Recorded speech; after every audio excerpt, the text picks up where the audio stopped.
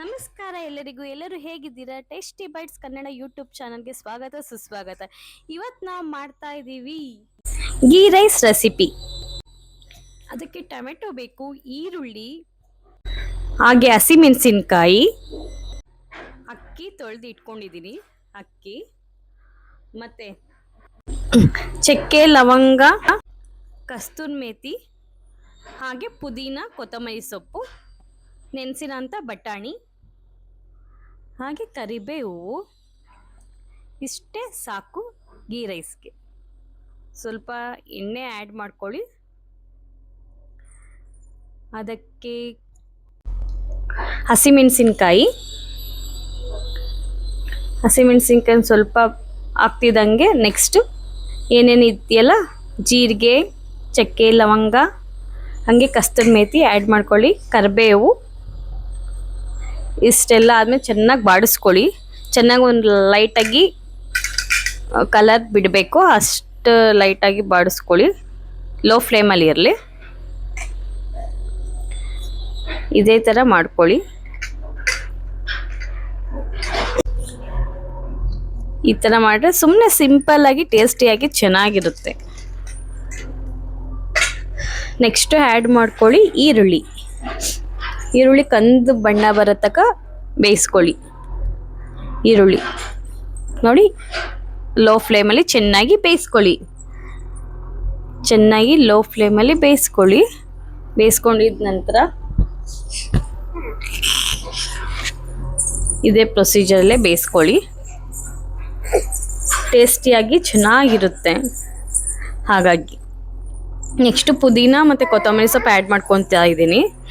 ಅದನ್ನೇ ನಾನು ಹಚ್ಚಿಲ್ಲ, ಹಂಗೆ ಆ್ಯಡ್ ಮಾಡ್ಕೊತಿದ್ದೆ, ಯಾಕೆಂದರೆ ಅದರಲ್ಲಿ ಮೇಲೆ ಅದೇ ಸಾಫ್ಟ್ ಆಗುತ್ತಲ್ವ. ಸೊ ಹಾಗಾಗಿ ಅದನ್ನೊಂದು ಸ್ವಲ್ಪ ಲೈಟಾಗಿ ಬಾಡಿಸ್ಕೊತಾ ಇದ್ದೀನಿ. ನೆಕ್ಸ್ಟು ಬಟಾಣಿ ಚೆನ್ನಾಗಿ ನೆನೆಸಿದ್ದೆ, ಅದನ್ನು ವಾಶ್ ಮಾಡಿಕೊಂಡು ಆ್ಯಡ್ ಮಾಡ್ಕೊತಿದ್ದೀನಿ.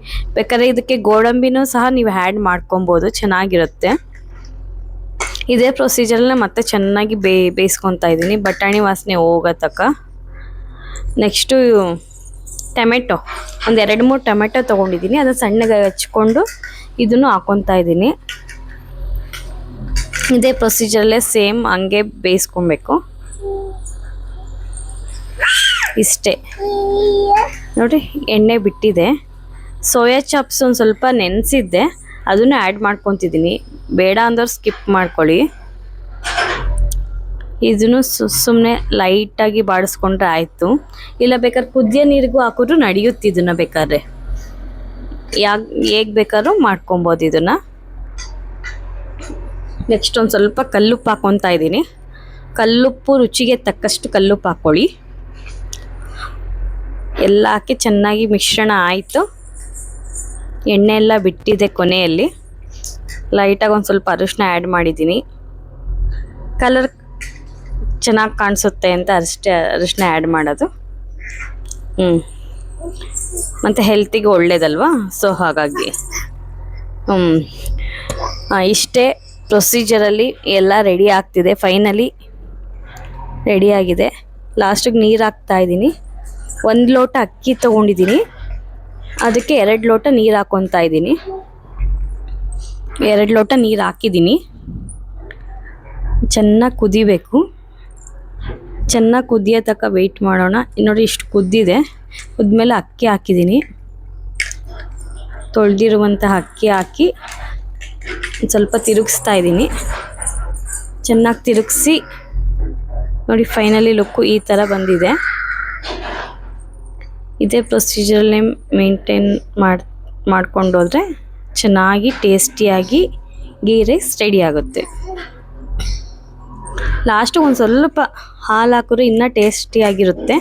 ಸೊ ಹಾಗಾಗಿ ನಾನು ಹಾಲು ಆ್ಯಡ್ ಮಾಡಿದ್ದೀನಿ. ನೋಡಿರಿ, ಇದೇ ಪ್ರೊಸೀಜರಲ್ಲಿ ಫೈನಲಿ ರೆಡಿ ಆಯಿತು. ಈಗ ನೆಕ್ಸ್ಟು ಲಿಡ್ ಕ್ಲೋಸ್ ಮಾಡಿದ್ರೆ ಒಂದು 2 ವಿಷಲ್ ಆದರೂ ಆಯಿತು, ಇಲ್ಲ 3 ವಿಷಲ್ ಆದರೂ ನಡೆಯುತ್ತೆ. ಒಂದು ಸ್ವಲ್ಪ ಕುದಿ ಬರಲಿ ಅಂತ ವೆಯ್ಟ್ ಮಾಡ್ತಾ ಇದ್ದೀನಿ. ಇಷ್ಟ ಆದರೆ ಶೇರ್ ಮಾಡಿ, ಸಪೋರ್ಟ್ ಮಾಡಿ. ಧನ್ಯವಾದಗಳು.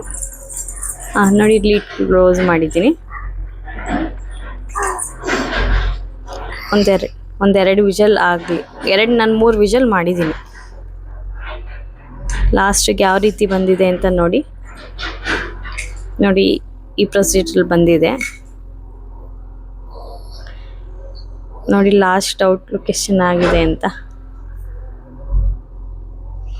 ಲಾಸ್ಟಿಗೆ ಫೈನಲಿ ರೆಡಿ ಆಯ್ತು ಗೀ ರೈಸ್. ಇದ್ರ ಜೊತೆಗೆ ಚಟ್ನಿರು ತುಂಬ ಚೆನ್ನಾಗಿರುತ್ತೆ. ಹಾಗಾಗಿ ನೋಡಿ ಇದೇ ಎಷ್ಟು ಚೆನ್ನಾಗಿ ಕಾಂಬಿನೇಷನಲ್ಲಿ ರೆಡಿ ಆಗಿದೆ. ಥ್ಯಾಂಕ್ ಯು, ಧನ್ಯವಾದಗಳು.